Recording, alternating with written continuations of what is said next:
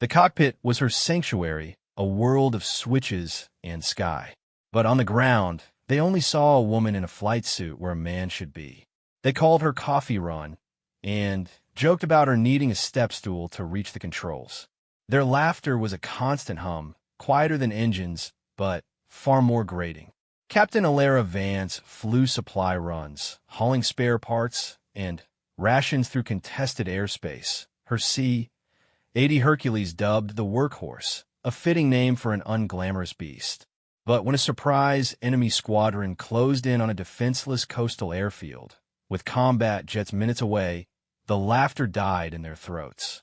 The only thing standing between 8 enemy fighters and total annihilation was Coffee Run and her 80-ton cargo plane. This is not a story of fighter ace.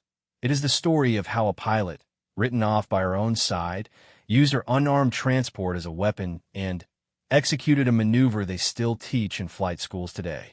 The morning fog clung to the runway 04 at forward operating base Cyclone, a damp, gray blanket that muted sounds and spirits. The base, carved into the side of a rocky coastal plateau, was always loud with the roar of jets and the shouts of mechanics. But today the fog seemed to soak it all up, leaving behind a world of blurred edges and muted olive green.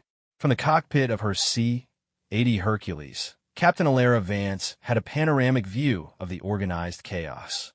Her hands moved over the pre-flight checklist with a quiet, methodical rhythm, her touch on the switches and dials as familiar as her own heartbeat.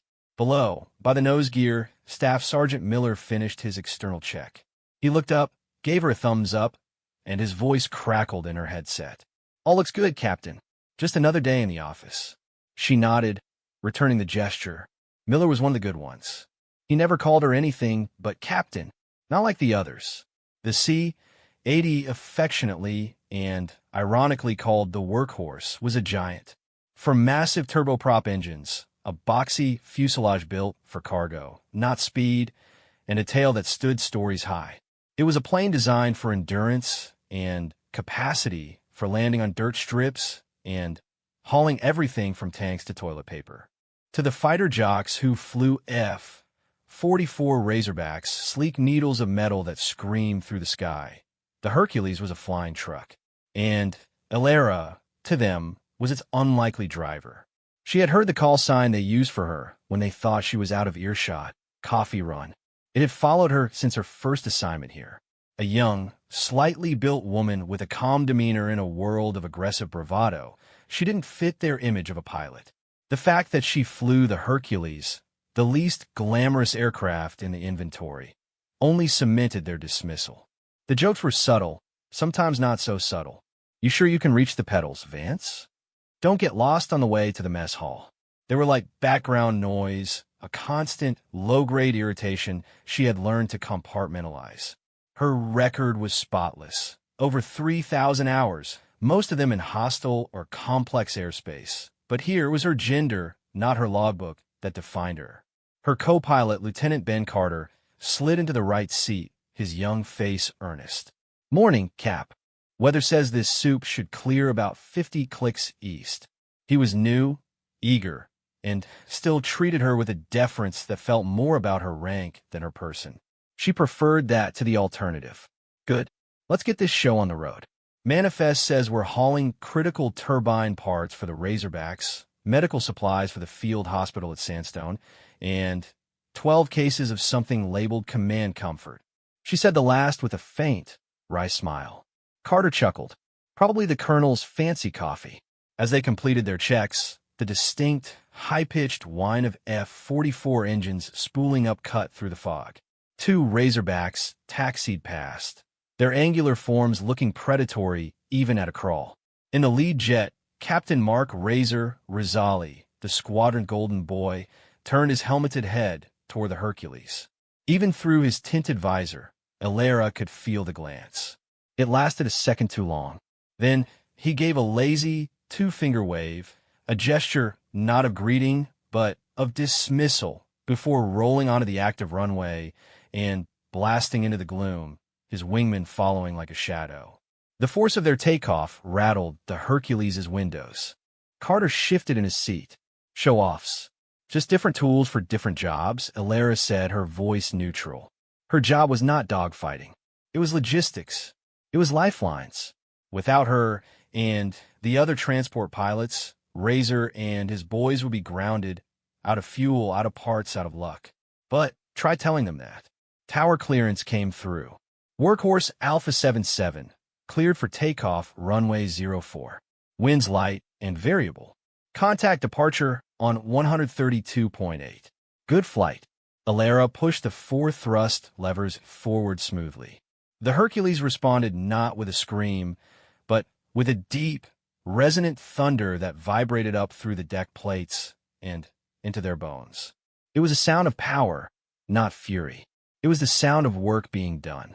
The lumbering giant gathered speed, fighting its own weight, and then, with a final heave, broke free of the ground, sinking the landing gear and climbing into the solid white of the fog. For Alara, this was freedom. The gray world fell away, replaced by a brilliant, sun-drenched blanket of cloud tops. The Hercules climbed in a clear, blue sky. Below, the cloud layer looked like an unbroken field of snow. Here, there were no sneers, no sideways looks. Here, there's only the airplane, the sky, and the mission. She was in her element. The flight to the remote sandstone airfield was routine. They descended through broken clouds over a rugged, green landscape of hills and winding rivers. Sandstone was little more than a long, paved strip with a few hardened shelters and a tower. They landed, were quickly unloaded by a grateful ground crew desperate for the medical supplies, and were back in the air within 45 minutes. The trouble began on the return leg to Cyclone. They were about 20 minutes out, beginning their descent, when Carter, monitoring the communications panel, frowned. Cap, I'm getting a lot of encrypted chatter on the tactical frequency. Sounds urgent. Alara felt a prickle on the back of her neck. Try to get a clear channel. Ask Cyclone for an update. Before Carter could respond, a frantic voice burst over the General Guard frequency, scratchy and strained. All stations, all stations. This is Cyclone Tower. We are under imminent air attack. Repeat, hostile aircraft inbound. Multiple bogies, bearing 270, low and fast. All friendly aircraft, divert immediately. Do not approach. The words hung in the cockpit, stark and terrifying. Cyclone was under attack. Their home, their only safe landing spot for hundreds of miles, was about to become a battlefield. Carter's face went pale. What do we do? Alara's mind raced, cool and analytical despite the adrenaline flooding her veins. They were low on fuel. The Hercules was not built for long-term, fuel-efficient loitering. They had maybe an hour of flight time left, max. The nearest alternate airfield was over 2 hours away. They couldn't run. Give me a tactical picture, she ordered, her voice crisp. Now, Carter fumbled with the data link system, pulling in information from the airborne warning and control aircraft that had to be nearby. A map display flickered to life on one of her screens. What she saw made her blood run cold. 8 red icons. Enemy Sioux, 35 fighters, fast, modern, and heavily armed, were streaking toward the coast. They were minutes away from Cyclone. And Cyclone's defenses? 2F, 44 Razorbacks on ready alert. 2 against 8. It was a suicide mission. Then, another transmission, this one from the lead Razorback pilot. She recognized Rosali's voice, but the usual arrogant drawl was gone, replaced by a tight, professional urgency. Cyclone, Razor flight engaging. We are visual on 8 bandits. Requesting immediate support from any available assets in the area. Available assets. Alara looked around the cockpit of her cargo plane. They carried no missiles, no guns. They had chaff and flares for self-defense, and that was it. They were a giant, slow, unarmed target. A new voice, older, laced with the weight of command, came over the secure command channel. It was Colonel Hayes, the base commander. All airborne assets, this is Cyclone Actual. The enemy strike is aimed at our fuel depot and hardened aircraft shelters. If they succeed, this base is neutralized. Razor Flight cannot hold them all. We are scrambling 2 more from the deck, but they will not be airborne in time. Any aircraft with fuel and a pilot, we need a distraction. We need time. The message was clear. It was a plea. They were throwing everything, even the unarmed, into the grinder to buy seconds. Carter stared at her, his eyes wide. A distraction? In this? We're a sitting duck. Alara's gaze was fixed on the tactical display. The 8 red icons were closing in. The 2 blue icons of Razor Flight were vectoring to intercept, a brave but hopeless dash. The geometry was clear. The enemy would be on top of the base before the scrambling fighters could get into position. The base's missile defenses were limited. It would be a massacre. In that moment, the laughter, the jokes, the condescension, it all crystallized into a cold, hard point of focus. They thought she was just a transport pilot. They thought her plane was just a truck. But she knew the Hercules. She knew its bones and its soul. She knew what it could do that a sleek fighter never could. She looked at Carter, her expression calm, resolved. We're not a sitting duck, Lieutenant. We're a hornet's nest. And we're the only thing between those bandits and home. She reached for the radio, her voice steady as she pressed the transmit button. Cyclone Actual. This is Workhorse Alpha 77. We are 40 miles east of your position. We have fuel for 1 pass. What do you need?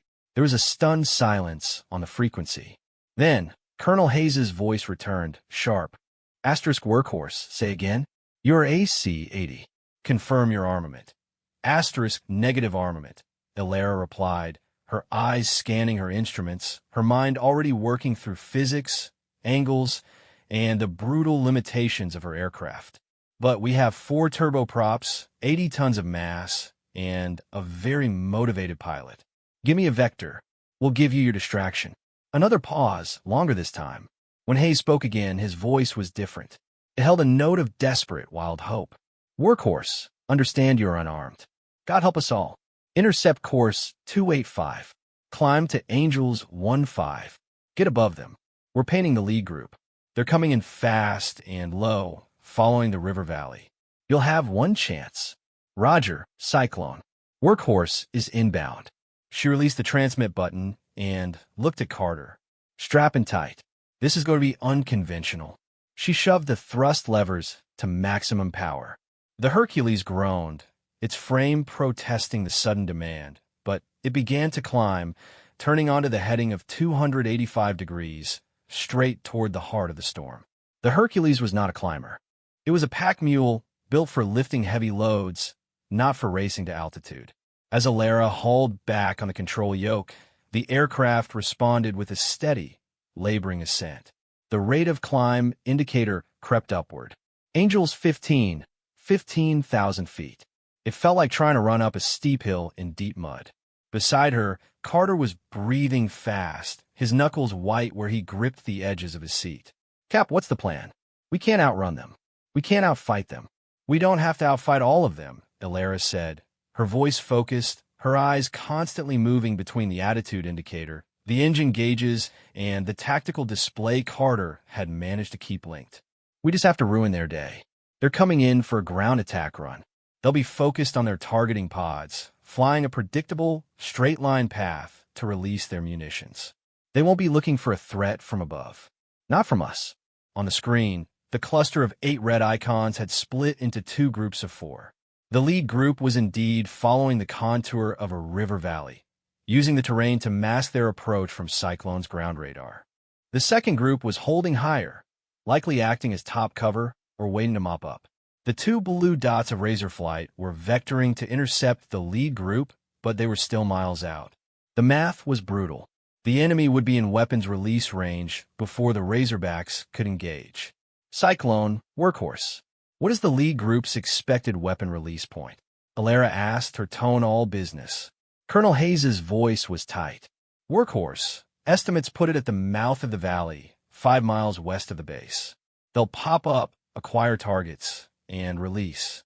Time to release, 3 minutes. 3 minutes. She was still at 10,000 feet, 5 short of her intended altitude. The Hercules droned on, a steady, vibrating beast in the vast sky. Understood. We'll be there. Ilara began running calculations in her head. Airspeed, descent rate, closure speed. The Su-35s were probably doing over 500 knots. The Hercules, even in a dive, would barely break 300. She wasn't planning a gunfight. She was planning a collision course of a different kind. "Ben," she said, using his first name for the first time, "I need you on the countermeasures. When I give the word, I want a full, continuous sequence of chaff and flares. Don't stop until I say. And keep an eye on that tail. The moment you see anything on the radar warning receiver, you yell. Chaff and flares? Against radar-guided and heat-seeking missiles." Carter asked, bewildered. "Not just for that," she said, a faint, hard smile touching her lips. "For confusion. For curtain. We're going to put on a show."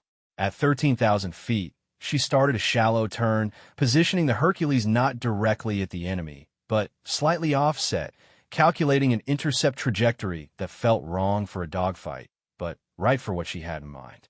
The workhorse was now a bulky shadow against the bright sky, unseen from below. "Razor flight, workhorse. I am approaching the valley mouth from the east at Angels 1-3. I intend to disrupt the lead group's run. Suggest you accelerate and engage the trailing high cover." Rosali's voice came back, crackling with static and disbelief. "Workhorse, are you insane? Break off. That's an order. You have no weapons." "I have a plane, Captain," Ilara replied, her voice colder than the altitude outside. "And I have the sky. Razor, take the high cover. That's where you're needed." She switched channels before he could argue. This was her cockpit. Her mission. "Cyclone, workhorse. Beginning my run now." She pushed the yoke forward. The Hercules' nose dropped. The engine note changed, deepening as the aircraft traded altitude for speed. The airspeed indicator began to climb. 250 knots. 270. 290. The frame shuddered, a few loose panels rattling somewhere in the cavernous cargo hold behind them. They were descending toward the mouth of the valley, a wide, green gash in a landscape that led straight to the coastal base. "Targets visible on ground radar," Carter called out, his voice pitched high. 8 miles and closing fast. Low. Very low. Ilara could see it now on her own screen. The 4 red dots of the lead group, hugging the terrain, mere hundreds of feet above the river. They were committed to their attack profile, their speed and altitude making them vulnerable to only one thing. Something dropping on them from directly above. "All right, workhorse," she whispered to her plane. "Time to go to work." She leveled off at 8,000 feet, now directly over the predicted attack path. Below, through scattered clouds, she caught glimpses of the river, a silver thread. The enemy was invisible, hidden by the valley walls and their own low altitude. "Countermeasures ready," Carter said, his hand hovering over the dispenser controls. "Stand by." Her heart was a steady drum in her chest. Her hands were dry and calm on the controls. This was it. No turning back. On the radar, the 4 bogies merged into the mouth of the valley. They would be popping up any second, their pilots switching from terrain following to attack mode, their fingers on the triggers for missiles and bombs. "Now, Ben. Full sequence. Now." Carter slammed his palm down on the dispenser button. Instantly, the sky behind and below the Hercules erupted in chaos. Bundles of chaff, thin strips of aluminum, shot out, blooming into massive, radar-reflective clouds that looked like sudden silver explosions. Simultaneously, dozens of bright magnesium flares ejected, tumbling and burning with the intensity of miniature suns, creating a blinding, chaotic thermal spectacle. To the pilots of the lead Su-35 group, emerging from the valley and beginning their final attack climb, the world above them suddenly turned into a wall of fire and electronic noise. Their radar screens dissolved into snow. Their infrared missile seekers went wild, trying to lock onto a dozen false suns. It was as if the sky itself had fractured. "What is that?" An enemy pilot's exclamation, translated and intercepted, burst over the monitoring channel. "Missile launch. Multiple launches." Ilara didn't hear it. She was acting. The moment the countermeasures bloomed, she chopped the thrust on the 2 left side engines to idle and slammed the right engines to full power. At the same time, she stood on the left rudder pedal and hauled the yoke to the left. The Hercules, in that moment, ceased to be a transport plane. It became a falling, spinning brick. It executed a violent, descending turn called a brake, a maneuver fighter pilots use to avoid missiles. But no Hercules pilot in their right mind would attempt it at this speed, this low. The G-forces slammed Alara and Carter into their seats. The aircraft groaned and shrieked in protest, metal straining. They were falling sideways out of the sky, directly into the path of the now blind and confused enemy fighters. One Su-35 pilot, his vision filled with flares and his radar useless, looked up through his canopy just in time to see the enormous, gray shape of the Hercules filling his world. He yanked his stick hard over, his aircraft shuddering as he avoided a mid-air collision by what felt like inches. The violent evasion broke his attack run. He lost his weapon solution, his focus now solely on survival. The second Su-35 wasn't as lucky. Disoriented, the pilot pulled up sharply, directly into the chaff cloud. He lost all spatial awareness. His wingtip clipped the rocky valley wall in a shower of sparks and torn metal. The fighter cartwheeled once and exploded against the hillside in a fireball that lit up the valley. The third and fourth enemy jets scattered, one diving low to skim the river, the other banking hard right. Their meticulously planned attack formation shattered into a panicked, individual fight for survival. In the Hercules, alarms blared. A stall warning screeched as the violent maneuver bled off their airspeed. Alara, fighting the forces trying to black her out, centralized the controls, pushed the throttles forward, and fought to regain stable flight. The plane was mushing on the edge of full stall. Come on, she grunted, easing the nose down, trading the last of their altitude for airspeed. They were down to 3,000 feet, the green hills rushing up at them. Slowly, agonizingly, the controls bit again. The Hercules leveled out, engines roaring as they clawed back into the sky. Carter was gasping. We lost the number 2 engine. Overheat warning. And we got one. We got one. He hit the valley wall. Alara didn't celebrate. 1 down, 3 disrupted. But the high cover, the second group of 4 Su-35s, was now diving on them, angry and unopposed. And on the radio, she heard Rosali's triumphant shout as Razor Flight, unhindered by the low-level mess, slammed into the high cover with a volley of missiles. The sky north of the base became a latticework of contrails and explosions. But they were not out of it. A new, sharp alarm blared in the cockpit. The radar warning receiver lit up with a dire, urgent symbol. Missile lock, Carter yelled, pure terror in his voice. We have a radar lock, bearing directly astern. One of the scattered low-group fighters had recovered. He had gotten behind them, and in the clean, open sky, the Hercules was the biggest, slowest, most tempting target imaginable. The enemy pilot had them dead to rights. Alara's mind, already operating at its absolute limit, clicked into a new gear. They had no more chaff bundles of consequence. They couldn't outrun it. They couldn't outturn it. There was only one option left, something so counterintuitive, so fundamentally wrong for a plane this size, that it might just be their only chance. Ben, she said, her voice eerily calm, I need full opposite rudder on my mark, and pray the wings stay on. The missile-lock tone was a piercing, unwavering screech in their helmets, the sound of impending death. In the world of air combat, a slow transport plane with a radar-guided missile on its tail had a life expectancy measured in seconds. Carter's breath came in ragged gasps, his eyes glued to the threat display, which showed the hostile icon clinging to their 6 o'clock position. Alara's hands moved with a surgeon's precision, her fear locked away in a deep vault. The Hercules was wounded, shuddering from the loss of the number 2 engine, its airframe stressed from the violent maneuver.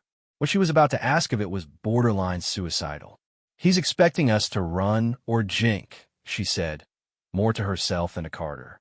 He's expecting fear. She waited, counting in her head, feeling the geometry of the attack. The missile would be an active radar homer. Once fired, it would guide itself to the largest radar return, the broad, flat side of the Hercules. Her only chance was to present it with a target that wasn't there. Ben, on my mark, full left rudder. I mean stand on it. And when I say reverse, you go full right. Don't think, just do. Left rudder. Copy, Carter whispered, his hand trembling as he moved his foot to the pedal. The lock tone intensified.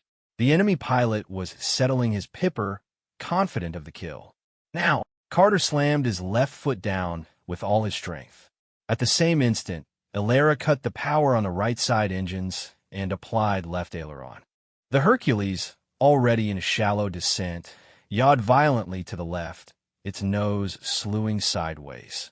To the enemy pilot and his missile's seeker head, the giant plane seemed to skid in the air, presenting its narrow, almost knife-edge profile.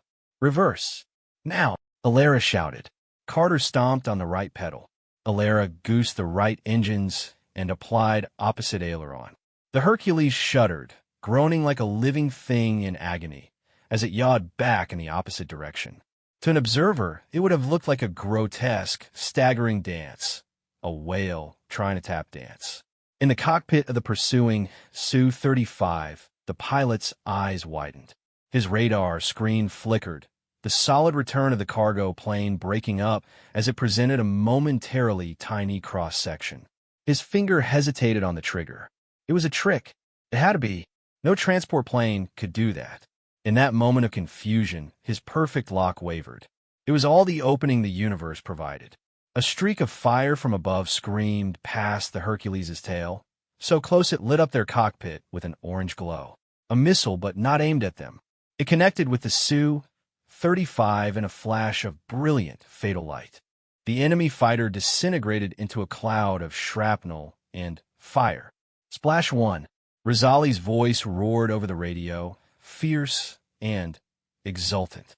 Workhorse, get your ass out of there. We're cleaning up. Razor Flight, having torn through the high cover, had plunged down to save them. Elara felt no relief, only a cold, draining clarity. The immediate threat was gone, but the Hercules was dying. The number 2 engine was a lost cause, its temperature gauge in the red, and the violent yawing maneuvers had placed unbelievable stress on the tail and wings. Warning lights illuminated the panel like a Christmas tree. Hydraulic pressure dropping, flight control anomalies, structural integrity alerts.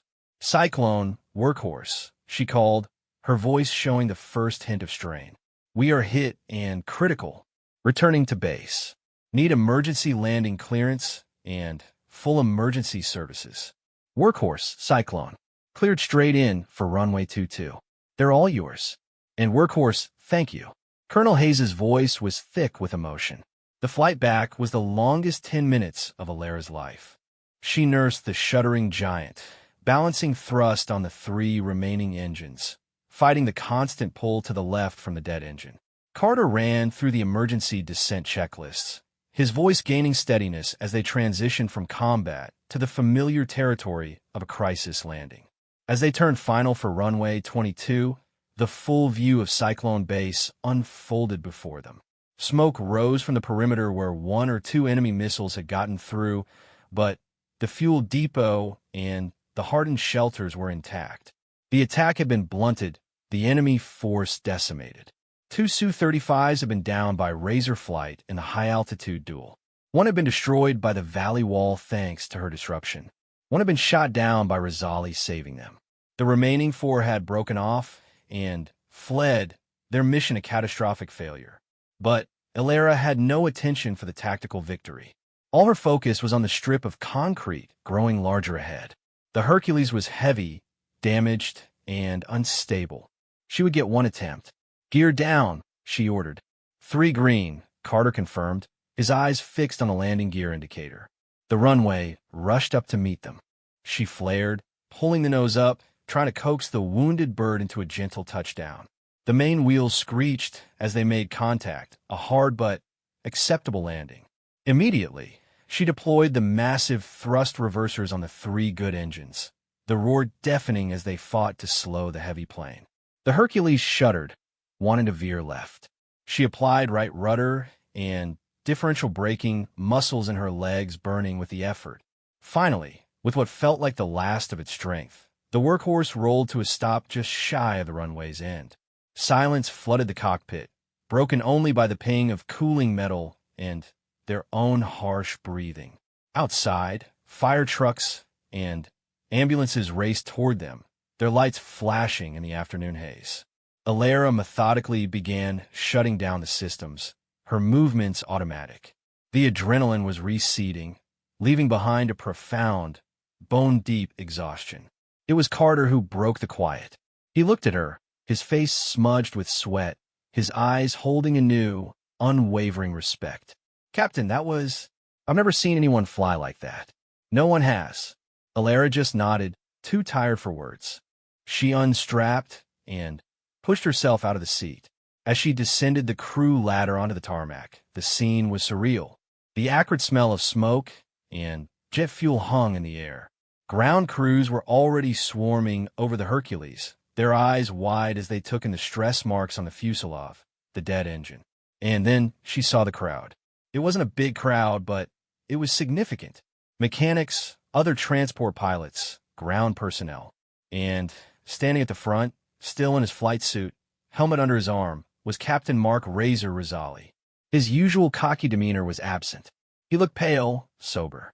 He walked toward her as she reached the bottom of the ladder. For a long moment, he just looked at her, then at her plane, then back at her.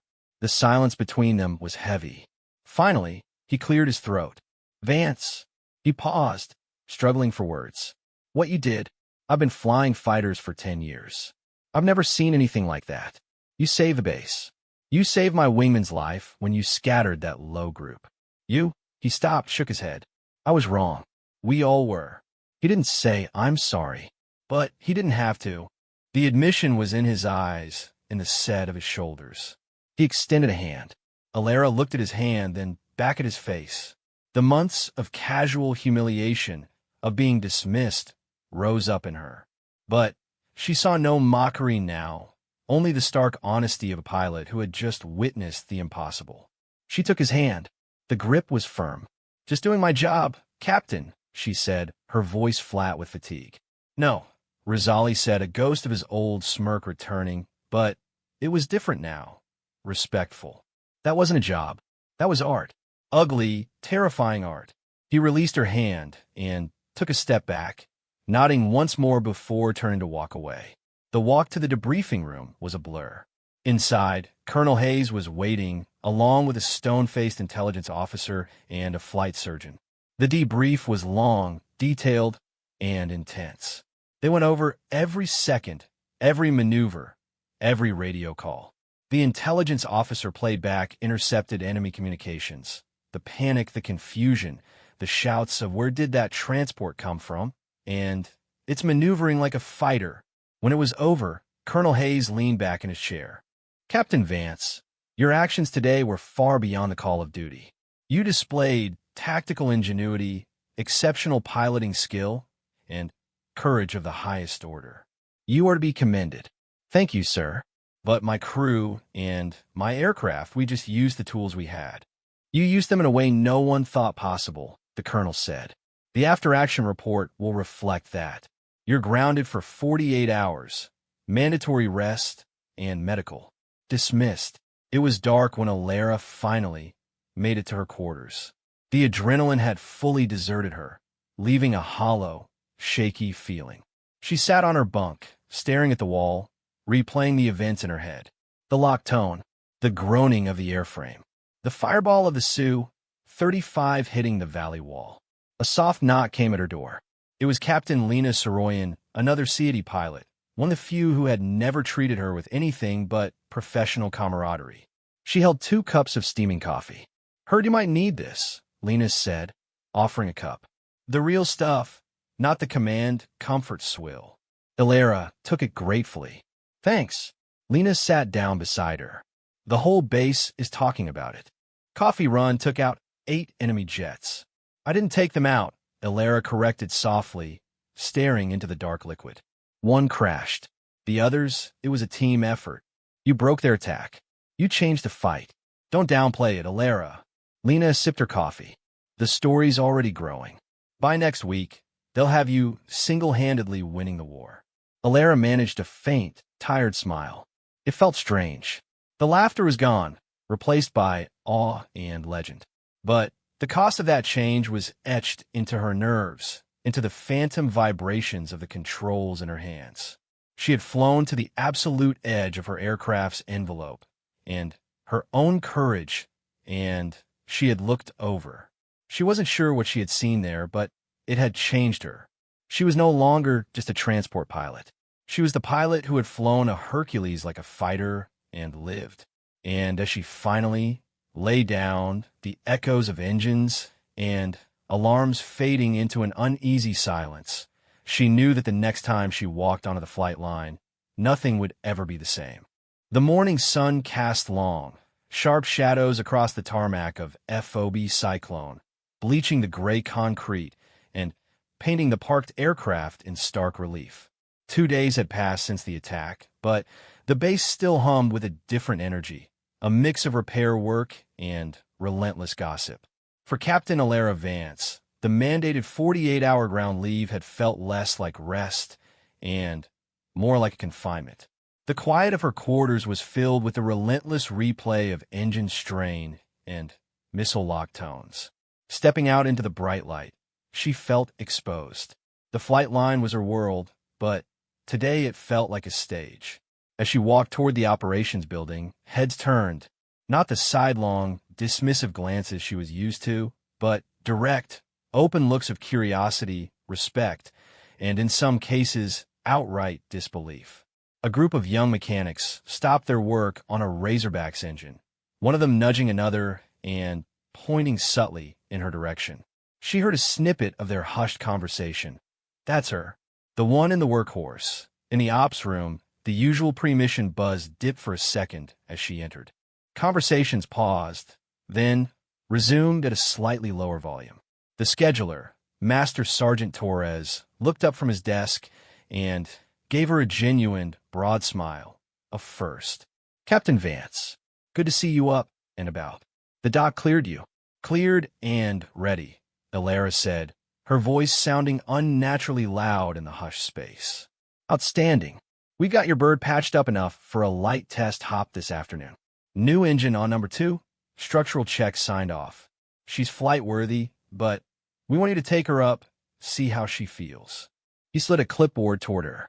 Just a local area check. No cargo. A test flight. Something normal. Something she could control. I'll take it, she said, the words feeling like a return to sanity. As she turned to head to the planning boards, she nearly collided with Captain Rosali. He was in his flight suit, a mission folder under his arm. The easy arrogance was still tempered, replaced by a watchful, assessing look. Vance, he said, nodding. Heard you're taking the workhorse up for a shakedown. That's right. He hesitated, as if choosing his words carefully. Listen, my guys were running a tactical debrief this morning. Lessons learned from the engagement. I was wondering if you'd sit in. Your perspective on the initial disruption would be valuable. The invitation was so unexpected it took her a second to process. A fighter squadron debrief was an inner sanctum notorious for its brutal honesty and closed ranks. For a transport pilot to be invited was unheard of. I have a test flight at 1400, she said. This is at 1100. Plenty of time. He didn't smile, but his expression was open. It wasn't a command, but it wasn't quite a request either. It was an offer of a truce, extended on his turf. I'll be there, she said. The briefing room for the 44th Fighter Squadron, the Reapers, was exactly as she'd imagined. Walls adorned with squadron patches, a large tactical screen at the front, and a lingering smell of coffee and leather. The pilots, about 10 of them including Rosali and his wingman from that day, Lieutenant Fade Morales, fell silent as she walked in with Rosali. Their stares were intense, professional, stripped of the old mockery. It was the scrutiny of peers evaluating a new, unknown variable. Rosali took the front without ceremony. All right, listen up. We're here to break down the engagement of the 12th. We all know the outcome. For Bandit splashed, for Ran, base intact. What we're here to do is figure out how the hell AC AD Hercules factored into a beyond visual range engagement and won. He turned to her. Captain Vance from the top. What was your intent when you heard the distress call?